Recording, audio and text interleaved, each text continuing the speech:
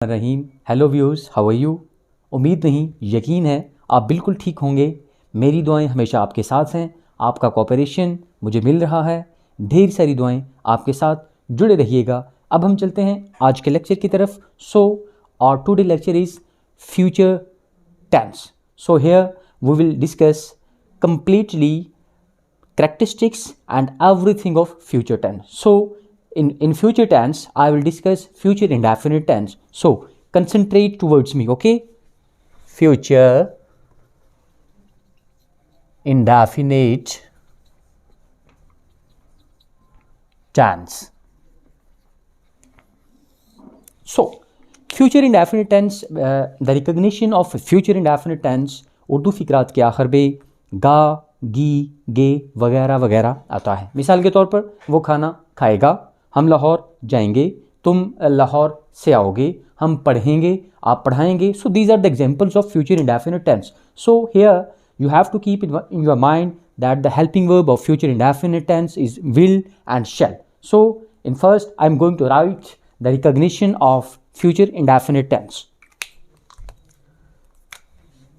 गा, गी, गे वगैरह आता है। Okay, will and shall. Will and shall are helping verbs of future indefinite tense. So one thing you have to keep in your mind, एक चीज़ को बेटा हमेशा ज़हन में रखिएगा, I और we के साथ हमेशा shall आएगा। I, we के साथ क्या आएगा? shall। बाकी जो भी रिमेनिंग्स होंगे they, you, he, she, it वगैरह के साथ क्या आएगा? will. So I'm going to write here remainings. So remainings, I have told you the meaning of remainings. मैंने यहाँ पर रिमेनिंग्स इसलिए कहा कि आपको आसानी रहे याद करने में। रिमेनिंग्स के साथ विल आएगा। Now I am going to take an example of future indefinite tense. मिसाल के तौर पर मैं कहता हूँ वो खत लिखेगा, वो खत लिखेगा। ओके, सो हियर वो खत लिखेगा, he will write letter. Clear? तो बेटा देखें, आई और वो नहीं था तो यहाँ पे ही था, तो ही किस में आता है? रिमेनिंग्स में। So here I used will. Okay, so now I am going to take an example of I. मैं खत लिखूंगा, मैं खत लिखूंगा। Okay, so here I will, not will, so I shall write letter. Clear? Because I have told you whenever we are going to make a sentence having I and we will use here shall with I and we. एक और किस बेटा हमेशा यहाँ पे याद रखिएगा कि जब फोर्स किया जाए मैं ये काम ज़रूर करूँगा तो विल की जगह पे shall और shall की जगह पे will इस्तेमाल किया जाएगा। क्लियर? एंड जब हम इसका नेगेटिव और इंट्रोगेटिव बनाएंगे, नेगेटिव बनाने के लिए हेल्पिंग वर्ब के बाद हमेशा नॉट लगाते हैं और इंट्रोगेटिव बनाने के लिए हेल्पिंग वर्ब को उठा के स्टार्टिंग पे। We are moving towards future continuous tense. So I am going to write down features and method how to make sentence in future continuous tense. Future continuous tense. तो बेटा याद रखिएगा, continuous tense कोई भी हो, present का हो, past का हो और फ्यूचर का हो, उसमें रहा ज़रूर आएगा। हाउएवर ये हो सकता है रहा है, रहा था, रहा होगा। So here we are going to discuss future continuous tense. So here the recognition will be रहा होगा, रही होगी, रहे होंगे वगैरह वगैरह आएगा। So I am going to write down the recognition of future continuous tense. रहा होगा, रही होगी, रहे होंगे वगैरह आता है। सो हियर हेल्पिंग वर्ब, और इनको आसान अल्फाज में उर्दू में कहेंगे इमदादी फेल। तो here there are two helping verbs of future continuous tense. First is will be and second is shall be. Okay, will be and shall be. Okay, so here I am going to focus on one more important thing, that with I and we will use shall be. Okay, I और we के साथ क्या आएगा? shall be, और बाकी जो remainings होंगे उनके साथ आएगा will be. जो रिमेनिंग्स होंगे उनके साथ क्या आएगा? will be. Good. So I am going to write down an example of future continuous tense. वो खत लिख रहा होगा. So he will be writing letter.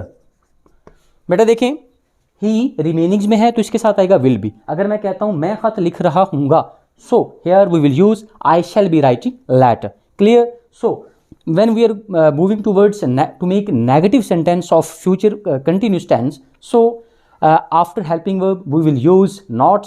and अगर हम बनाते हैं interrogative तो इसके लिए बेटा helping verb को उठा के starting पे ले आएंगे और end पे question mark लगा दिया जाएगा. Clear? So here I am going to teach you people the recognition of future perfect tense. future perfect tense की पहचान क्या होगी बेटा?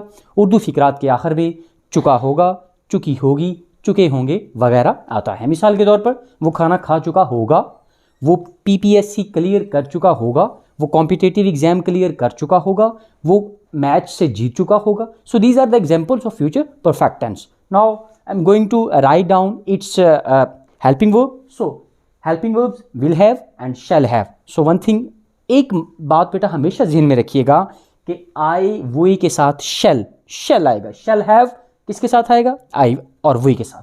और बाकी जो रिमेनिंग्स होंगे, दे होगा, यू होगा, इट होगा, ही होगा, शी होगा, उसके साथ बेटा क्या आएगा? Will have. क्लियर? देखिए मैं लिखता हूं, वो खत लिख चुका होगा. ठीक है जी. यहां पे मैं लिखता हूं he will have written letter. Clear? So in perfect tense हमने कौन सी फॉर्म यूज की? Third form. किसकी? वर्ब की. परफेक्ट टेंस कोई भी होगा उसमें वर्ब की हमेशा थर्ड फॉर्म इस्तेमाल की जाती है. तो ये मैंने एग्जांपल लिखी किसकी? फ्यूचर परफेक्ट टेंस की. अगर इसका नेगेटिव बनाएंगे तो हेल्पिंग वर्ब के बाद नॉट लगाएंगे, और अगर इंट्रोगेटिव बनाना है हेल्पिंग वर्ब को उठा के स्टार्टिंग पे ले आएंगे और एंड पे क्वेश्चन मार्क लगा दिया जाएगा. तो this one is our future. Now we are going to discuss future perfect continuous tense. बेटा फ्यूचर परफेक्ट टेंस जिस तरह बेस करता था पास्ट परफेक्ट कंटिन्यूस टेंस किस पे बेस करता था? पास्ट कंटिन्यूस पे. और प्रेजेंट परफेक्ट कंटिन्यूस बेस करता था प्रेजेंट कंटिन्यूस पे. इसी तरह बेटा फ्यूचर परफेक्ट कंटिन्यूस बेस करता है फ्यूचर कंटिन्यूस पे. ठीक है जी. अगर हम फ्यूचर कंटिन्यूस में वक्त का जिक्र कर दें, टाइम शामिल कर दें, तो बेटा ये बन जाता है future perfect continuous tense. Clear? So मैं कहता हूँ वो सुबह से खेल रहा होगा.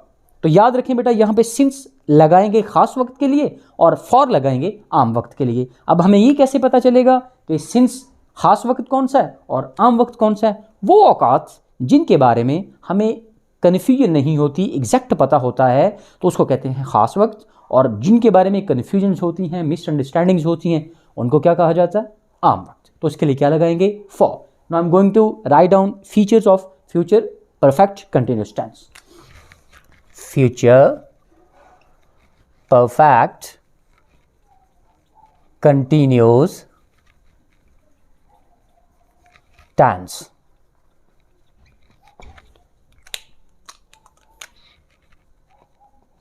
Will have been, shall have been.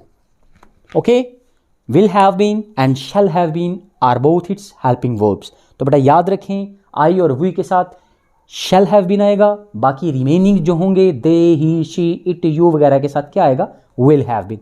So I'm going to write down example of future perfect continuous tense. वो सुबह से खत लिख रहा होगा. Okay, he will have been writing letter since morning. Clear? बेटा सुबह एग्जैक्ट पता था तो इसके लिए सिंस का इस्तेमाल किया. ठीक है. और वर्ब की फर्स्ट फॉर्म के साथ इसमें भी आईएनजी का इजाफा करना है. और इसमें इसका जो हेल्पिंग वर्ब है शैल हैव बीन और विल हैव बीन यहाँ पे इस्तेमाल होंगे। अगर मैं कहता हूँ मैं सुबह से कत्ल लिख रहा हूँगा तो इसका मतलब आएगा, इसकी जो ट्रांसलेशन होगी, I shall have been writing letter since morning. Clear बेटा, ये थी हमारी आज की वीडियो जिसमें हमने डिस्कस किया how to make sentences related to future tense. However it is future indefinite continuous perfect and future perfect continuous tense. So अपना ख्याल रखिएगा, दुआ में याद रखिएगा, चैनल को लाइक शेयर और सब्सक्राइब ज़रूर कीजिएगा। आपका अपना channel English skill with sir Naeem. अपना ख्याल रखिएगा, टेक केयर, बाय बाय, अल्लाह हाफिज़।